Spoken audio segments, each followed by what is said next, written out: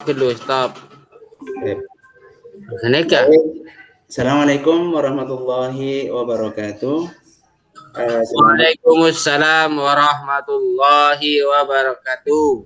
Selamat berjumpa kembali Bapak dan Ibu sekalian. Mudah-mudahan Bapak dan Ibu sekalian selalu sehat melaksanakan aktivitas baik di rumah maupun kegiatan-kegiatan yang berhubungan dengan pembelajaran.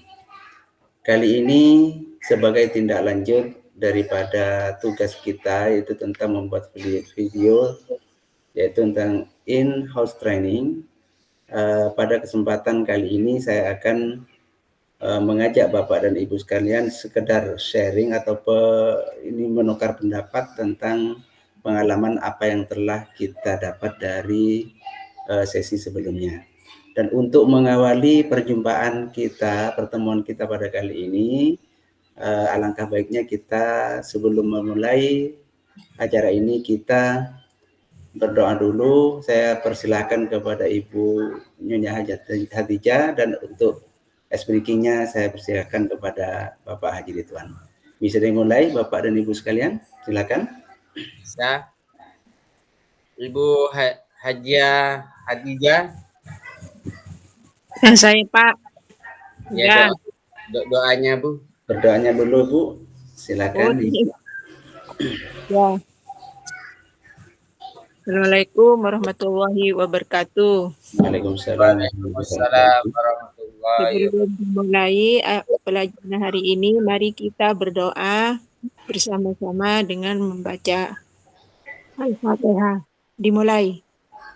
A'udzubillahi minasyaitonirrajim. Bismillahirrahmanirrahim. Alhamdulillahirabbil alamin arrahmanirrahim maliki yaumiddin. Iyyaka na'budu wa iyyaka nasta'in ihdinas siratal mustaqim siratal ladzina an'amta 'alaihim ghairil maghdubi 'alaihim waladdallin. Amin. Baik, terima kasih Ibu. Untuk selanjutnya dipersilahkan kepada Pak Haji Ridwan untuk memimpin speaking. Ada terima kasih kepercayaannya kepada saya Bapak Haji Hamid untuk memimpin S-Breaking. Ya, aturan S-Breaking sekarang ini yaitu bermain tangan, tetap bermain tangan. Pertama kali saya minta Bapak Ibu badannya agak ke belakang karena ini tangannya harus direntangkan. Ya, harus direntangkan ke belakang sedikit ya. Ntar dulu ya. Pertama, kalau seperti ini bilangnya Marina. Marina. Kalau nanti segini, tangan ke gini, nah tangan ke gini, samping. Nah, ini menari. Menari. Kalau seperti ini di atas. Di atas. Menara. Di sini menara. Ya. Oke, siap. Ya. Ini gini. Wiyono. Wiyono ya benar Haji, Wiyono ya. Oke, siap. Ya. Dicoba dulu. Ya, di sini. Gimana Pak Haji ini suara saya kedengaran Pak Haji karena jelas. Di sini Marina menari atas menara di atas menara Marina menari. Ya, bisa seperti itu ya. Oke, siap. Ya. Fokus lah. Barusan yang ditiru. Yuk lagi bersama-sama yuk, teman-teman. Marina menari atas menara atas menara Marina menari. Oke. Ya. Makasih Haji, terima kasih. Langsung saja ya, kita akan memulai sesi ini. Kita insya Allah ada sekitar 10 atau sampai 15 menit lagi kita akan memberi atau sharing tentang pengetahuan kita, yang mana pada kesempatan ini saya akan sharing masalah bagaimana strategi membuat modul ajar. Setelah sebelumnya Bapak dan Ibu sekalian telah menerima materi yaitu tentang ATP, di mana alur pembuatan tipe pembelajaran ini kemudian diturunkan menjadi modul ajar. Baiklah Bapak Ibu sekalian, langsung kita masuk kepada modul ajar kita. Materi kita itu tentang modul ajar, di mana kita tahu pada sisi ini kita akan mengetahui atau belajar tentang konsep modul ajar, kemudian komponen modul ajar, prinsip penyusunan modul ajar, dan prosedur penyusunan modul ajar.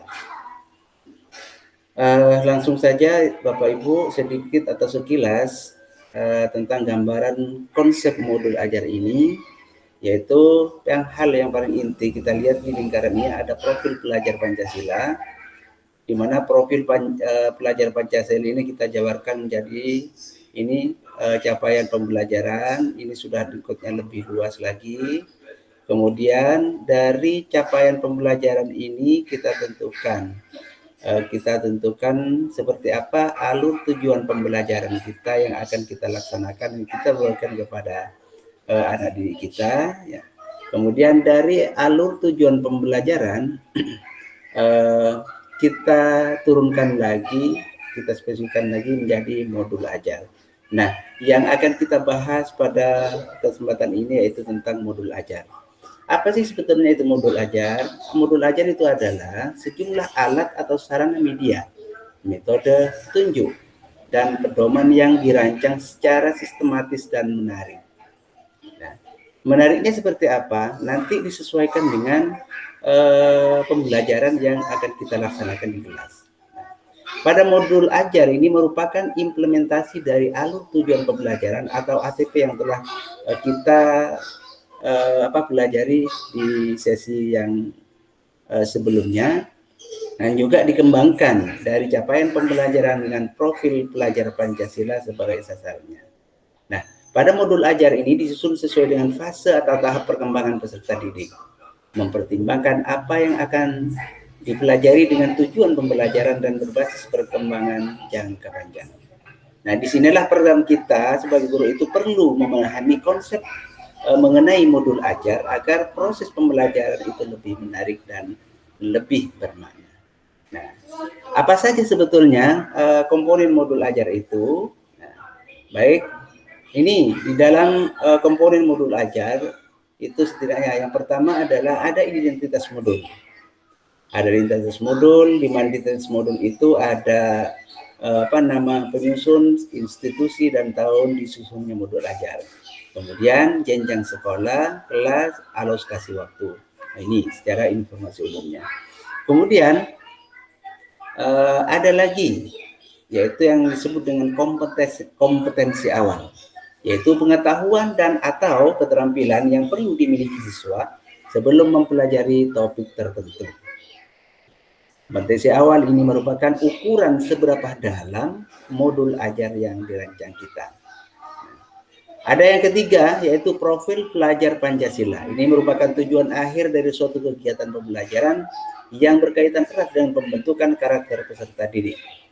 Nah, profil pelajar Pancasila atau yang disebut dengan P3IT dapat tercermin dalam konten dan atau metode pembelajaran.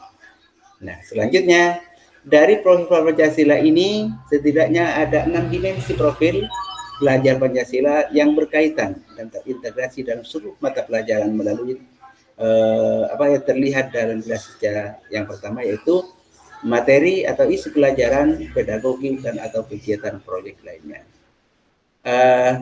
Kemudian yang keempat yaitu sarana dan prasarana. Sarana dan prasarana ini merupakan fasilitas dan bahan yang dibutuhkan untuk menunjang kegiatan pembelajaran. Sarana merujuk pada alat dan bahan yang digunakan, sementara prasarana di dalamnya termasuk materi dan sumber bahan ajar lain yang relevan yang digunakan dalam kegiatan pembelajaran. Nah, ini juga menentukan. Kemudian yang kelima itu target peserta didik. Target peserta didik ini menjadi yang pertama dari peserta didik reguler atau tipikal, yaitu umum, tidak ada kesulitan dan mencerna dalam memahami materi ajar. Nah, ini penjelasannya ini dapat Bapak dan Ibu sekalian dilihat dari modul. Kemudian yang keenam itu ada model pembelajaran. Model pembelajaran merupakan model atau kerangka pembelajaran yang memberikan gambaran sistematis pelaksanaan pembelajaran. Model pembelajaran dapat berupa model pembelajaran tatap muka atau PJJ, PTM, dan juga PJJ, yaitu pembelajaran jarak jauh. Jadi Bapak dan Ibu sekalian bisa menggunakan tatap muka maupun dalam jaringan atau PJJ. Kemudian ini ada komponen lagi yang bisa dapat Bapak Ibu sekalian pelajari, yaitu tentang tujuan pembelajaran. Ini kalau yang tadi itu termasuk komponen inti, yang di atas itu termasuk yang di atas ini termasuk informasi umumnya, kemudian yang di bawah ini termasuk informasi atau komponen inti. Kalau yang tadi komponen umum, yang sekarang itu komponen inti. Komponen intinya apa saja? Nah, yang pertama itu, baiklah poin-poinnya saja Bapak Ibu sekalian. Ini ada tujuan pembelajaran. Jadi dalam modul ajar itu harus memuat yang pertama itu tujuan pembelajaran, kemudian yang kedua pemahaman yang bermakna, yang ketiga pertanyaan pemantik, yang keempat kegiatan pembelajaran, yang kelima asesmen atau penilaian, alat penilaian. Nah, ini asesmen ini ada 3 jenisnya, yaitu asesmen sebelum pembelajaran disebut dengan diagnostik. Kemudian asesmen selama pelajaran, proses pembelajaran, yaitu disebut dengan formatif. Dan yang ketiga asesmen pada akhir proses pembelajaran yang disebut dengan sumatif. Kemudian yang kelima, bentuk asesmen ini, bentuk asesmen yang bisa dilakukan kita yaitu misalnya sikap atau profil Pancasila. Sikap dalam ini profil pelajar Pancasila dapat berubah observasi, penilaian diri, penilaian tempat, teman sebaya, dan anekdotal. Kemudian ada performa, kemudian asesmen yang tertulis berupa tes objektif, esai, pilihan ganda, isian jawaban singkat, dan lain semacamnya. Kemudian yang keenam itu tentang pengayaan dan remedial. Nah, pengayaan dan yang remedial. Kemudian yang ketiga, unsur-unsur dari modul ajar itu ada lampiran, Bapak Ibu sekalian, yaitu berisi tentang lembar kerja peserta didik, kemudian bahan bacaan guru dan peserta didik, kemudian yang ketiga berisi tentang glosarium, kemudian yang keempat berisi tentang daftar pustaka. Nah, setidaknya Bapak Ibu sekalian, apa yang telah saya sharing atau sharingkan tadi akan memberikan sedikit gambaran atau pemahaman tentang komponen-komponen dari modul ajar. Mungkin Bapak dan Ibu sekalian ingin berbagi atau saling sharing, silakan untuk menghidupkan mikrofonnya. Dipersilakan Bapak Ibu. Kita punya waktu sekitar 5 menit untuk tanya jawab, atau 3 menit lah dengan closing penutupnya nanti. Silakan dihidupkan dulu mic-nya, mikrofonnya.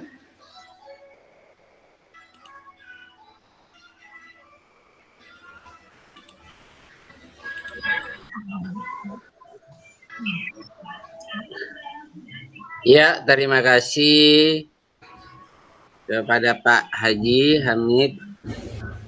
Ada yang saya tanyakan tentang modul ajar.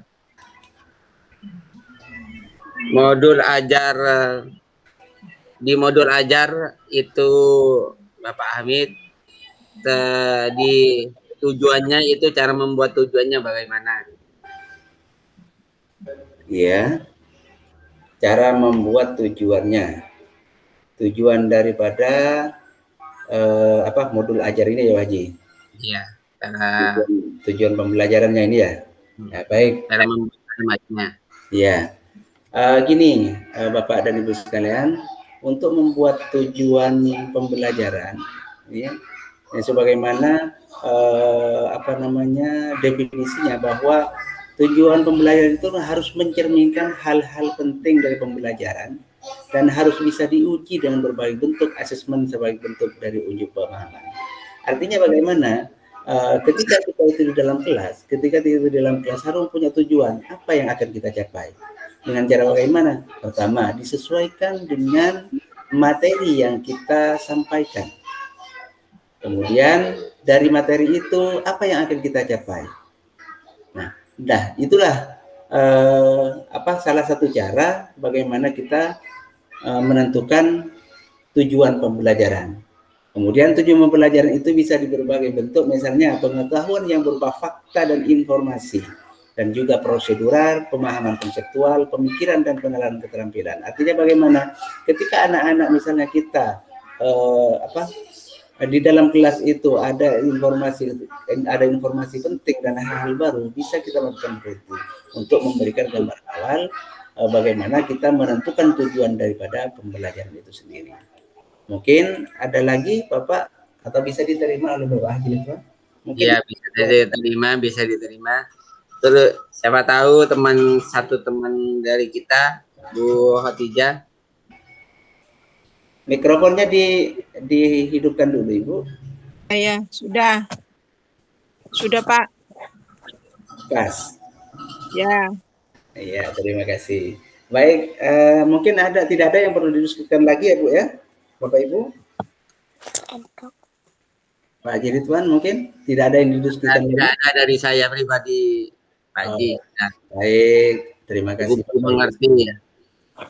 Ya, sebagai closing statement dari saya tentang akhir daripada pembelajaran ini, yang pertama, kita sebagai guru dituntut untuk bisa memfasilitasi anak didik kita. Pertama adalah mempermudah cara belajar mereka. Ya, salah satunya dengan cara ini, yaitu membuat modul belajar.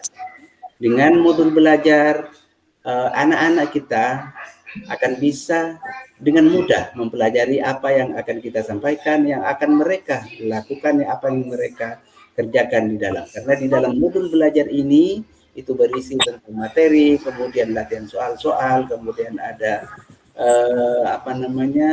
review dan lain semacamnya pada di situ. Jadi itulah sedikit apa yang bisa kami sampaikan. Kurang dan lebihnya mohon maaf. Sebelum sesi atau pelajaran ini diakhiri, mari kita bersama-sama berdoa, di mana pada hari ini saya memberikan kesempatan kepada Pak Haji Ridwan untuk memimpin doa. Ya, terima kasih. Sebelum kita mengakhiri simulasi IHT training ini, mari berdoa bersama-sama. Semoga apa yang barusan Pak Haji Hamid terangkan memberikan manfaat untuk kita dan untuk siswa kita di sekolah. Amin. Bismillahirrahmanirrahim. Allahumma innal haqqa haqqa warzuqna tibaa wa innal batila batila warzuqna tinaba. Raditu billahi rabba wa bil islami dina wa bi Muhammadin sallallahu alaihi wasallam nabiyya wa rasulah. Rabbana ighfir lana wa li walidina wa li masyayikhina wa li muallimina. Amin ya rabbal alamin. Baik, terima kasih Bapak dan Ibu sekalian. Mohon maaf apabila ada kekurangan. Saya akhiri. Wassalamualaikum warahmatullahi wabarakatuh. Waalaikumsalam warahmatullahi wabarakatuh. Stop. Sudah kesimpan. Di stop record, Pak Haji. Sudah. Sebentar.